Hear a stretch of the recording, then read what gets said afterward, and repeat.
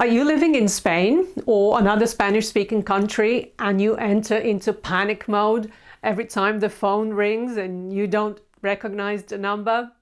Let me show you how to answer the calls in Spanish. Hello and welcome to another Spanish lesson with me, Eva. As promised, today I will help you answer those calls from unknown callers, unknown numbers in Spanish. Okay, I know it can be a nerve-wracking experience. Just speaking on the phone in a foreign language is very stressful, but if on top of that you are talking to someone you don't even know, it can be even more stressful. Okay, good. So let's see how to just simply pick up the phone, see the number that you don't recognize, brace yourself for impact and press on answer.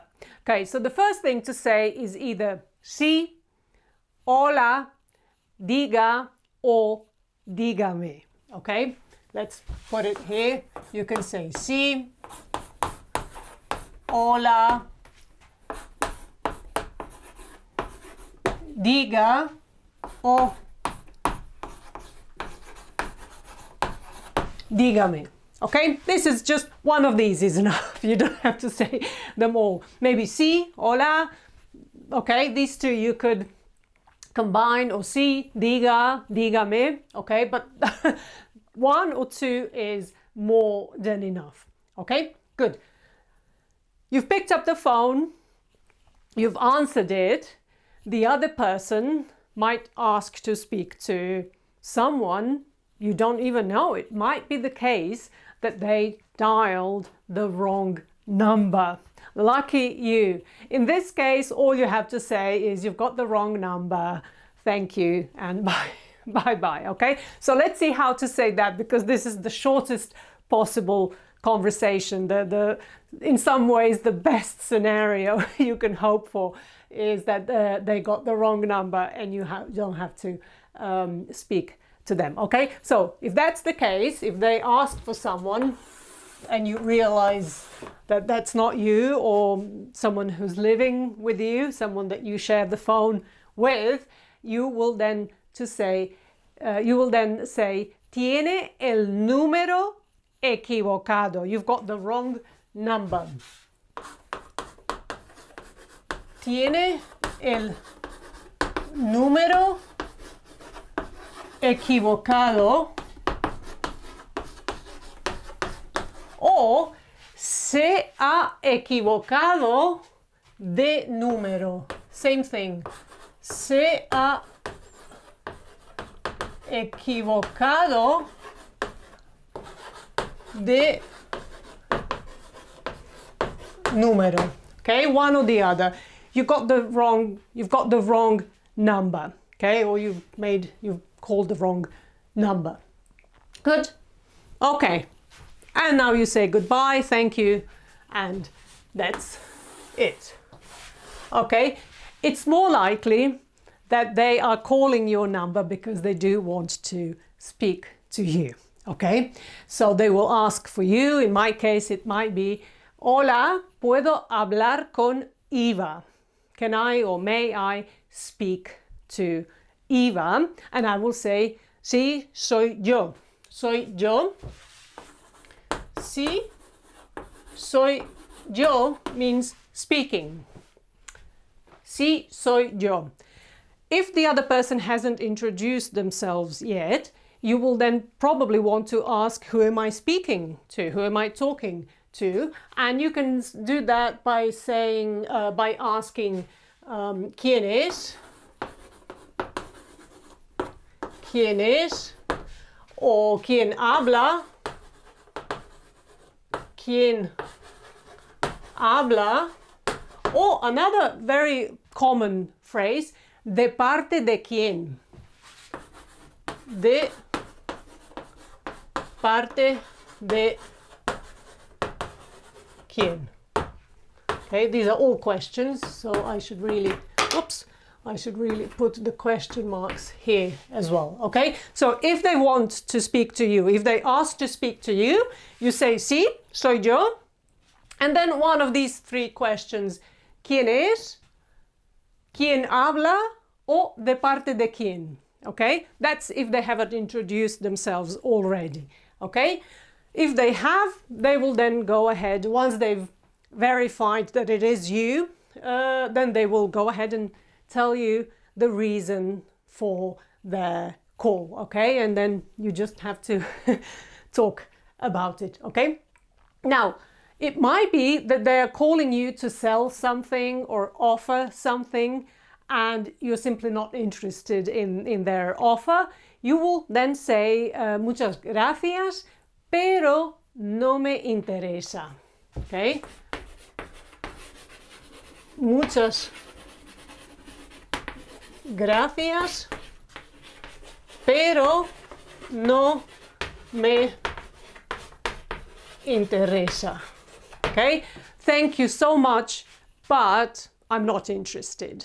Okay, for me, this gives me sort of the right to hang up if they continue to offer this thing, talk about it, if they are very insistent.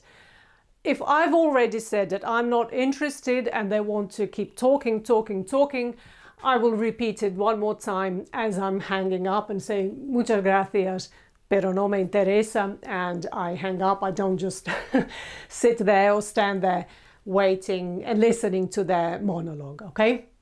But sometimes you might actually be interested in their offer, okay?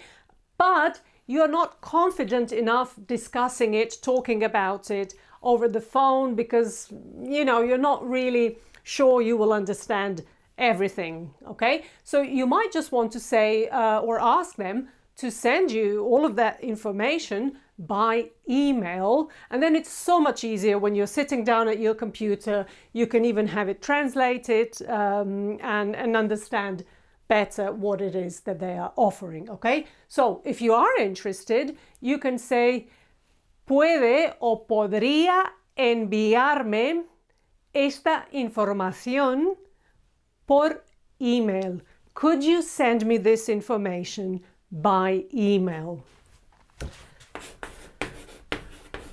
Puede o podría enviarme esta información por email, okay? Could you send me this information by email, okay? In my experience, most people agree to send you information by email, and in which case you have to give them your email, and I have a lesson on how to give your email in Spanish, okay? So if it happens a lot to you that you have to give your email in Spanish, do watch that lesson. It's very short. But yeah, this is one way of avoiding a lengthy and difficult conversation on the phone. Difficult for you because of the language, okay? Not because of the subject of the conversation. Good.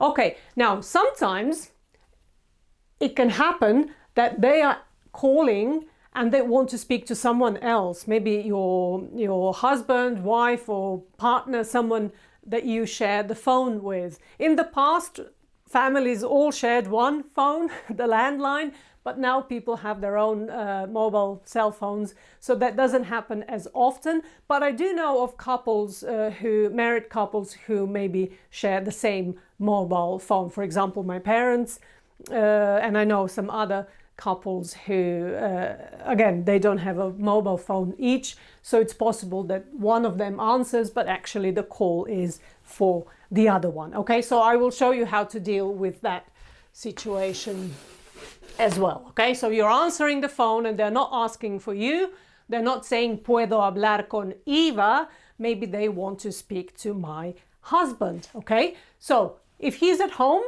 I will say un momento, but before handing the phone over to my husband, I will want also to know who it is that's calling him, because he will be asking me as well, who is it, okay? So I might say un momento and then ask quién es, where did we have it? And then repeat one of these, okay? Un momento, quién es, o quién habla, o de parte de quién, okay? So I'll just copy the last one, for example. De parte de quién. And then they answer. They say, oh, it's Pepe calling. And then you say, un momento. And you hand the phone to the other person, okay? De parte de quién, or the other two. ¿Quién es o quién habla? Okay? Again, if they haven't introduced themselves already, okay? You will want to know who's calling, and then you hand the phone over to the other person. Now, maybe this other person is not at home, or maybe they're busy at the moment, okay? So you might want to excuse them and say, no está en este momento. He's not home, or he's not here right now, or he's out at the moment. And then you offer to take a message, okay, on their behalf. And you might want to say or ask the other person, would you like to leave a message? And you could say, quiere dejar un recado. Quiere dejar un recado. Recado is a message that you leave for someone on the phone. Quiere dejar un recado. Or you might just offer yourself, I'll tell him to call you when they get back. You might want to say, le digo que le llame. I'll tell him to call you. Le digo que le llame. Okay? O le dejo la nota. I'll leave it, I'll write it down. I'll leave him like a post-it, no? Le dejo la nota, again, to call you. Que te llame. Okay? Good. Now, because in this context, in this scenario, we are receiving a phone call from someone we don't know, in all of these questions or phrases, I'm using the usted form, okay? Because we're speaking to someone we've never met, we've never talked to them before, and the treatment that we are giving them is that of usted, not tú, okay? So, diga and dígame is usted. Tiene, again, is for usted. Se ha equivocado usted. All of these are written as if we are speaking to someone we've only just met, that we are only just talking to for the very first time, okay? Maybe if some kind of a, I don't know, ongoing conversation ensues after this phone call and you continue to talk, maybe come to some sort of agreement, make a deal, do business together, maybe at some point there will come a moment when this will change and you will not be using usted anymore. You will switch to tú, but to start with, you should use usted, okay? It is the done thing, okay? Good. Okay, that's all for today. Just learn a few of these. You don't need to know all three here. Just pick one, the one that's easiest for you. Same here. Pick one and always use the same one, and you won't be panicking next time the phone rings and you don't recognize the number. Okay. Take care, and I'll see you in the next lesson.